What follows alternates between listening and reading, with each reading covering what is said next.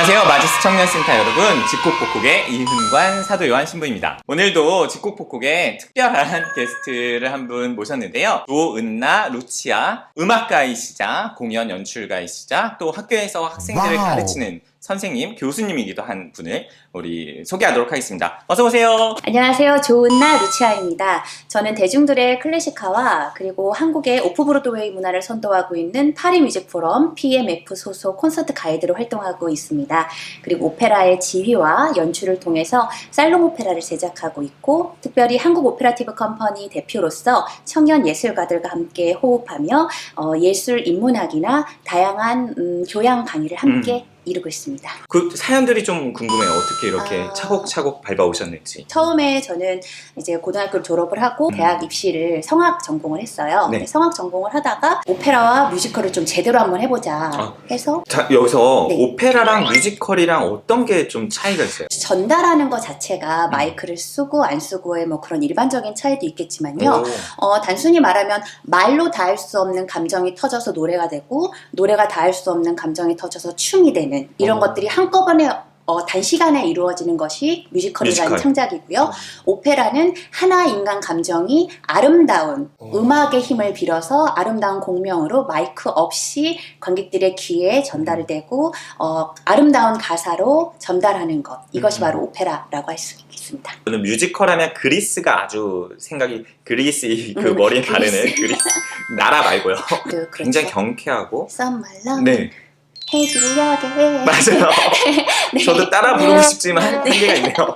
라는 네. 굉장히 큰 무대에 네. 장엄한 가운데 네. 한 디바가 이렇게 쭉 서서 자신의 성량을 이렇게 전달하는 그런 느낌이었던 것 같아요. 아주 1차원적인 인간의 감정이 음악적인 선율의 힘을 빌어서 마이크의 도움 없이 인간의 공명만을 통해서 전달하는 그런 예술을 오페라라고 할 수 있겠죠. 자매님께서는 그것들을 다 이제 공연 기획도 하시고 실제로 연주도 하시고 결국에는 공연을 만드는 것 자체가 개인적인 능력보다는 인간을 다루는, 인간과 소통이 잘 공부를 하고 잘 연구를 해야 되고 인간을 잘 만나서 함께 보듬어서 함께하는 공동 작업이기 때문에 조금 더 그 부분에 대해서 많은 것들이 부족하구나 라고 하는 걸 느꼈어요.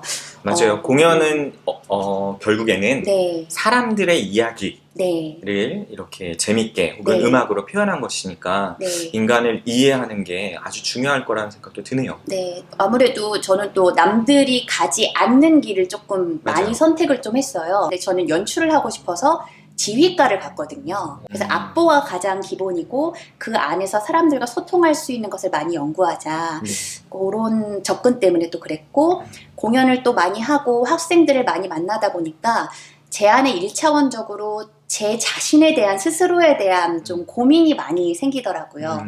어떠한 방향으로 타인을 대했을 때 어떻게 하면 그 사람의 100%, 120% 더 많은 역량을 무대로 끌어올 수 있을까, 그런 고민을 좀 많이 하다 보니까 또 신학과를 또 가서 공부를 하게 되었습니다. 신학과요? 네. 그 굉장히 독특한 이력이자 네. 또 어떤 체험일 것 같은데. 그쵸. 저는 성소 고민을 굉장히 치열하게 했던 사람 중에 하나예요. 제가 33, 30대 초반이 딱 되니까 왠지 맞짱을 떠야 될 것 같은 거예요. 하느님이 한번 맞짱을 떠보자. 뭔가 맞짱을 떠보자. 야, 이거 진짜 젊은 사람만 할 수 있는 이야기인데, 야, 멋있네요. 하느님이 원하는 거 뭐지? 내가 원하는 건 뭘까? 우리가 손끝을 이렇게 좀 이렇게 마주할 수 있는 그 지점이, 저는 제가 수도 성소를 받은 줄 알았었어요. 한 3년을 성소 모임을 아주 매주마다 열심히 참석하면서 확고하게 답을 짓고 싶었었어요. 저는 그게 굉장히 아름다운 전쟁일 줄 알았는데 굉장히 치열했고요. 제가 가진 나약함, 부족함들을 굉장히 많이 발견할 수 있었어요. 그래서 성소 담당 수녀님하고 잘 3년의 여정을 끝나고 입회를 딱 하려고 마음을 먹었는데 아버지께서 뇌경색으로 쓰러지시면서 주변에 아무도 없게 된 거죠. 갑자기 저의 그 든든한 수녀님이라는 지원군이나 아니면 저의 영선 담당을 해주셨던 신부님들이나 잠시 모든 것들이 다 가셔지더라고요. 벅적벅적 시끌벅적하던 제 인생이 좀 차분해지면서 그런 궁극적으로 내가 원하는 것, 그리고 하느님께서 내게 바라는 것이 무엇일까 1년 동안 큰 고민을 하다가 결국에는 그거네. 내가 어떤 옷을 입는 게 중요한 게 아니고 어떤 옷을 입는 게 중요한 게 아니고 어떤 직업을 갖고 있는 게 중요한 게 아니고 나는 나로서 하느님의 사랑을 받고 있구나 라는 그 자체가 저한테는 엄청난 깨달음? 하나의 큰 지표였어요. 결국에는 그런 모습도 이쁜 너고 그렇게 나를 갈망하는 것도 이쁜 너지만 하느님은 그런 게 중요한 게 아니고 온전히 그냥 너 자신, 그러니까 제가 있는 이 자신을 정말 사랑해 주셨구나라는 것을 많이 깨달았습니다. 예. 지금 그 말씀이 자신이 어떤 삶을 살아가야 고민하는 우리 젊은이들에게 그리고 저에게도 아주 큰 위로가 되는 말씀인 것 같아요. 네. 그게 일종의 기도 체험 같은데 하나님께서 너 이것을 해라 저것을 해라 명령하시는 모습이 아니고 너가 어떤 모습으로 살고 싶은지 스스로 결정하게 하고 너가 있는 그대로의 우리가 갖고 있는 그 모습을 그저 아주 사랑스러운 눈으로 바라보시는 그런 체험을 좀 하신 것 같아서 네. 부럽기도 하고 한편으로는 청년들에게 그런 하느님을 좀 전해주시는 게 좀 고맙기도 하고 그런 마음이 들어요. 하느님과의 관계가 결국에는 제가 타인을 어떻게 대하느냐가 딱 결정이 되더라고요. 부자 청년을 항상 마음에 조금 품고 살고 있거든요. 네. 그 부자 청년이 예수님께서 사랑스러운 눈빛으로 바라보셨다는 그 부자 청년을 저는 가끔 마음속에 품고 있는데 궁금한 거예요. 과연 그 부자 청년은 자신의 삶으로 돌아가서 슬픈 얼굴로 돌아갔다고 그러거든요. 돌아가서 과연 어떻게 살았을까? 그 인물이 정말 결론이 안 나고 이렇게 오픈 엔딩으로 끝나거든요. 그래서 그래 그러면은 그 부자 청년을 내 삶으로 살아야겠다. 예, 저는 그것이 가장 큰 지금도 그래서 청년들이나 청소년한테 관심이 많은 이유는 제가 그만큼 방황을 해봤고 뭐 가난부터 시작해서 다양한 학폭부터 시작해서 다양한 경험을 하느님이 도대체 왜 주신 거지? 왜 나를 그렇게 아프게 하고 왜 나를 한 번도 그렇게 사랑을 온전히 받지 못한 그런 기분 그리고 가난 그런 체험들을 나한테 왜 주신 거지 생각을 해보니까 그 체험 안에서 발견한 하느님 그 하느님을 제가 전하길 원하시더라고요. 그 체험을 한 후로 저도 이제 조금 더 청년들하고 가까이 청소년들한테 조금 더 가까이 하는 방법이 뭐가 있을까?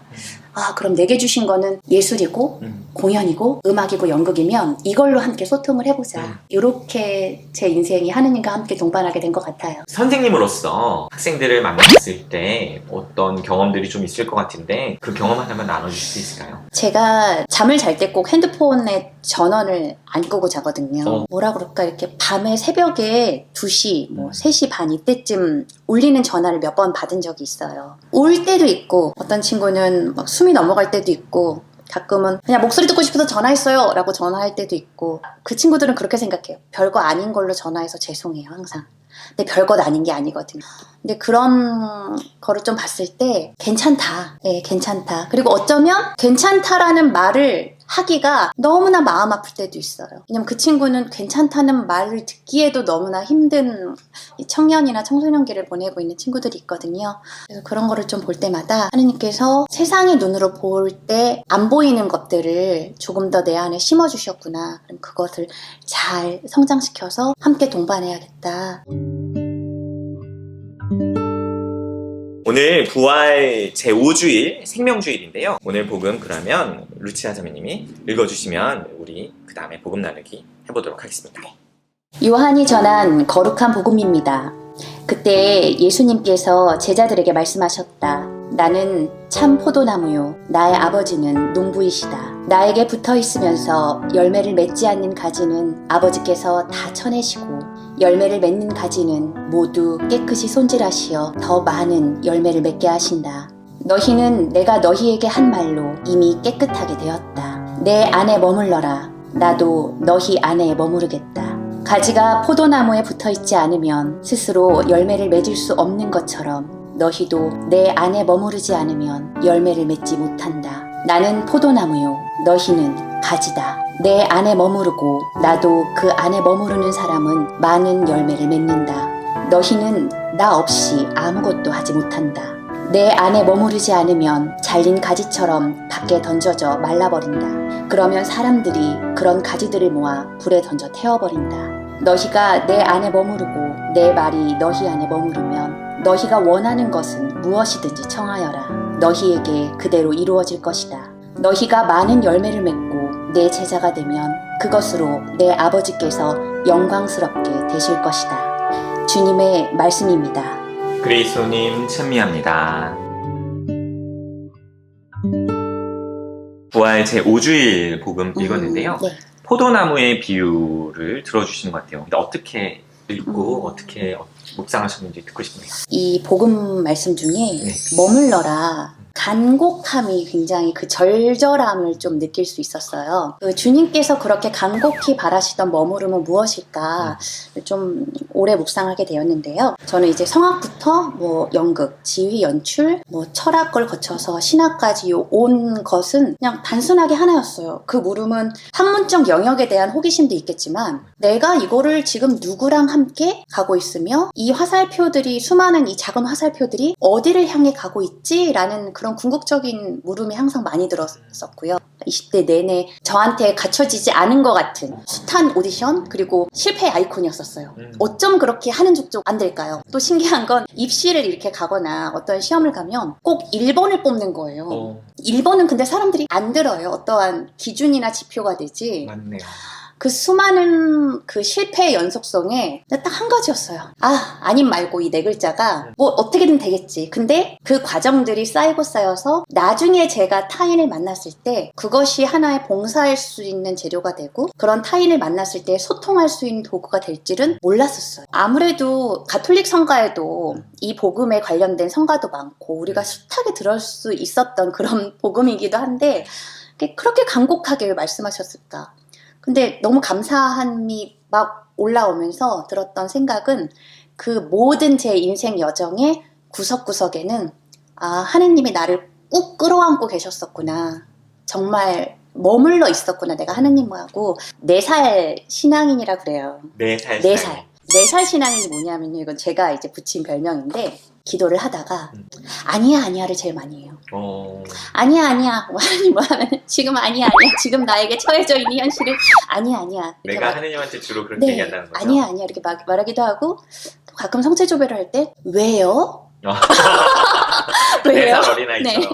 그리고 또 3번째로는 내가 할 거예요. 이거를 가장 저는 많이 했던 것 같아요. 너무나 이렇게 열심히 뛰긴 뛰는데 하느님 없이 뛰고 나만 뛰고 있는 거예요. 근데 그런 모습을 보면서 언제 클래 라고 하는 그런 주님의 그런 시선도 좀 느끼고 근데 그것마저도 하느님께서는 꼭 끌어안고 이제 내 안에 머물러서 함께 가자. 너는 내 안에 머물러 있을 때가 가장 충만하고 가장 완전한 날 사랑하는 사람이다. 그런 것들을 좀 많이 느낄 수 있었고요. 생명주일에서 우리가 좀 가장 중요한 거는 타인이 중요한 것만큼 제 자신의 생명도 중요하다는 거. 그래서 남의 생명을 그렇게 함부로 휘두를 권한이 없다는 거. 그리고 그 생명의 원천은 우리가 믿는 주 하느님께 있다는 거. 그러기 위해서는 제가 있는 삶의 자리에서 조금 더 하느님 사랑을 실제적으로 행동으로 할 수 있는 그런 실천적인 것들이 좀 필요하지 않을까라는 그런 생각도 좀 하게 되었어요. 고맙습니다. 저는 오늘 복음 읽으면서 그 어린 시절 예수님 상상을 해봤어요. 아까 4살 네. 루치아를 얘기하는 것처럼 예수님도 한 4살, 5살이 있었을 거예요. 그리고 예수님도 당연히 그 집 앞마당 같은 게 있었을 거고 아빠랑 같이 나무를 좀 심고 키웠던 기억이 있을 거라는 상상을 좀 하게 됐어요. 아버지 요셉에 대해 좀 우리가 찾아볼 수 있는 것 같아요. 성경에 아버지 요셉의 얘기가 거의 나오지 않지만 아버지의 흔적들이 되게 많이 나와요. 예수님이 아버지라는 표현 진짜 많이 쓰고 근데 그 표현들 안에 당연히 하느님 아버지를 얘기하는 거겠지만 자신을 길러주신 아버지의 모습이 그 얘기를 할 때마다 아마 떠올랐을 것 같아요. 특별히 어제가 5월 1일이 노동자 성 요셉 축일이거든요. 네. 예수님이 어렸을 때 아버지를 통해서 농사 짓는 법 배웠을 거고 나무를 심고 가꾸는 법을 배웠을 거고 그리고 요셉이 아들한테 이 나무 이름은 뭐다? 이 나무는 뭐 얼마나 자주 물을 주면 되고 언제는 뭐 갈아 심기 뭐 표현해서 분갈이 이런 걸 해야 되고 저는 가끔 그런 상상을 해요. 예수님이 아버지의 이미지를 아버지가 일찍 돌아가셨는데 어떻게 그렇게 자세히 얘기할 수 있을까? 하느님과 아주 친밀하기 때문에도 그랬겠지만 하느님이 요셉을 통해서 보여주신 사랑으로 예수님이 그렇게 아버지 얘기를 자연스럽게 할 수 있었지 않았을까 하는 생각을 해봐요. 요셉은 아주 평범한 일반적인 그냥 아저씨 같은 사람이었으면서도 아들을 아주 많이 사랑하고 아들이 잘 기억할 수 있는 언어로 양육한 그런 분이 아니었을까. 저는 오늘 복음 좀 요셉의 입장에서 읽고 싶은 그런 생각이 들었어요. 고맙습니다. 오늘 조은나 루치아 선생님, 자매님, 공연 기획자이자 또 지휘자님께서 우리 직국복국에 함께 해주셨는데요. 저도 자매님의 이야기를 들으면서 마지스 청년센터를 24시간 개방해야겠다라는 좀 마음도 좀 들고, 저도 밤에 취침 모드로 이렇게 핸드폰에 설정해 놓기도 했는데 그걸 취소해야겠다라는 생각이 좀 많이 와닿고, 청년들과 언제 어떤 방식으로든 소통할 수 있는 그런 마음을 좀 먹어야겠다라는 나름의 결심을 좀 하게 되었습니다. 고맙습니다. 감사합니다. 그러면 오늘 부활 제5주일 생명주일 우리 조은나 루치아 자매님과 직콕복콕 함께 했습니다. 루치아 자매님, 우리 시그니처 포즈 혹시 알고 계세요? 네, 왼쪽부터. 네. 그러면 여러분, 오늘도 우리 직콕복콕 마지스 AMDG 채널 구독, 좋아요. 좋아요 해주시고요. 그러면 다음 주에 우리 또 만나요. 안녕.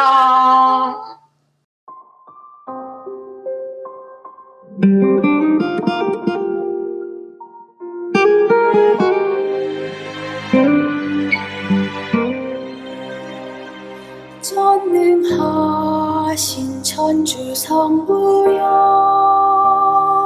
천지창조주 믿나이다. 외아들 우리 주 예수여, 동정여의 나신이여, 본시오 빌라도 아래서 고난을 받은 주 예수여, 십자가 매달린 예수여, 사흘 아래 부활은 내 하늘에 올려 천주성모의 그 편에 앉으시니, 그리로부터 산이 죽음을 심판을 하러 오시니, 성령이 들며 거룩한 그의 성인 통곡을 믿나니, 죄의 용서와 육신 부활을 영원히 믿으리라.